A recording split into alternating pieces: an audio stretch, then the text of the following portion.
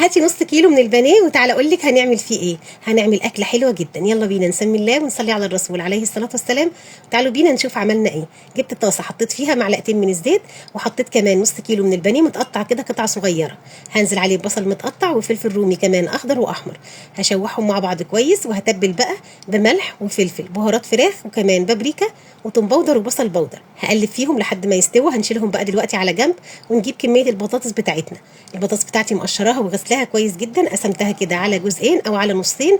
هبدا كده اطلع القلب بتاع البطاطس بالراحه زي ما احنا شايفين، معلقه يكون السن بتاعها كده رفيع علشان البطاطس ما تتكسرش مني. هطلع القلب واحطه كده في طبق واسيبه على جنب، ونخلص البطاطس بتاعتنا كلها وناخدها بقى دلوقتي كده علشان نحمرها.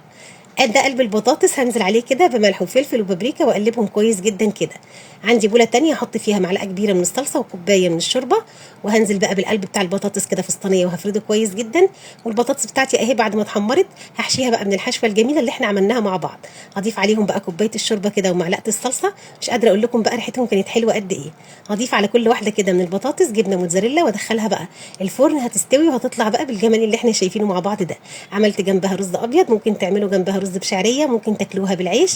هي حلوه جدا، اكله سهله وبسيطه، ولو جربتوها انا متاكده ان هي هتعجبكم. بصوا الجمال، بجد خطيره. عايزاكي تجربيها وما تنسيش بقى تقولي لي رايك فيها ايه.